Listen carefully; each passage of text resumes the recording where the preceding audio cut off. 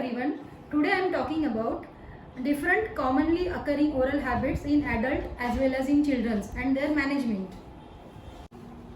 You can see in the picture the first habit is thumb sucking habit. This habit is considered normal during first and second year of life. Such habit is usually disappear as child matures. The habit at this age does not generate any malocclusion, that is incorrect teeth alignment, that is called the malocclusion. But abnormal thumb sucking, when thumb sucking habit persists beyond the preschool period, then it could be considered as abnormal habit. You can see in the second picture also. This thumb sucking habit could be divided into psychological and habitual. The habit may have deep-rooted emotional factor involved or may be associated with insecurities, neglect or loneliness experienced by the child. Second one is the habitual. The habit is a cause of concern due to its potential to cause malocclusion. Malocclusion is incorrect teeth alignment. You can see in the picture we used to give thumb cap to avoid the thumb sucking habit in the patient's mouth.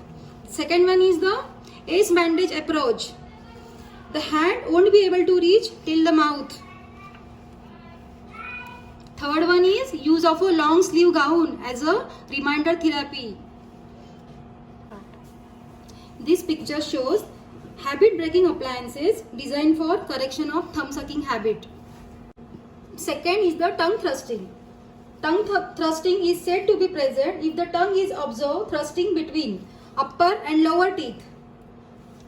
The teeth do not close in centric occlusion during the deglutition. This is called the centric occlusion. Upper and lower teeth close in a certain point. This is called centric occlusion.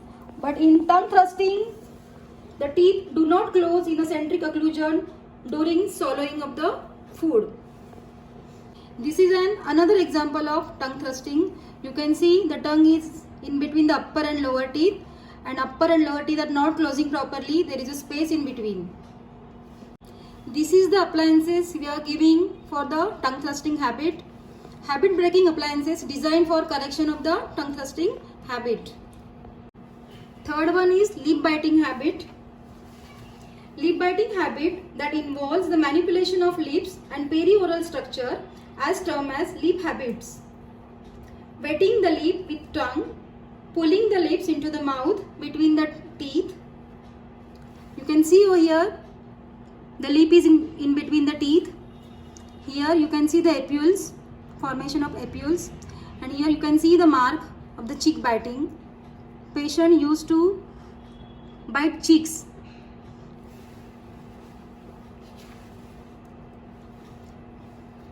This is also the inflammation of the lower lip because of lip biting. Here we use the lip bumper to intercept the lip biting habit. Now you can see the nail biting, one of the most common habits in children and adults. It is a sign of internal tension. Nail biting is absent before 3 years of age and gradually increasing in the age group of 7 to 10 years and during adolescence. It is an indicative of emotional problem. After age 15, the nail biting habit is replaced by pencil biting, hair twirling or gum chewing.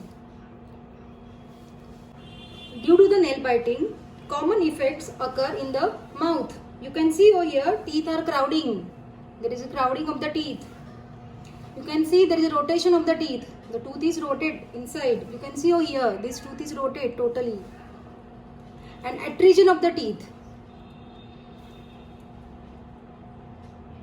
You can see the tooth is adhered.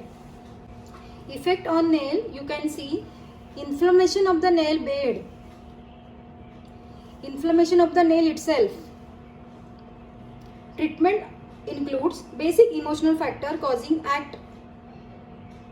Encourage the outdoor activity which may help in easing tension and application of nail polish, or we can use finger gloves for prevention of nail biting. Okay. Now we are talking about mouth breathing. You can see in the picture chronic mouth breather profile. You can see here the flattened nose, short upper lips, receding chin and forward head posture. Mouth breathing is a habitual respiration through the mouth instead of nose. We can see here she is the mouth breather.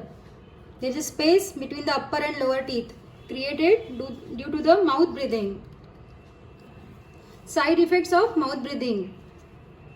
We can see here bad posture, face is narrow, smaller airway.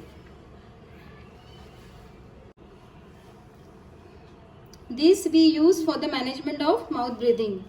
This is called functional appliances. You can see over here, this is a plastic that covers upper and lower teeth in a one tray itself.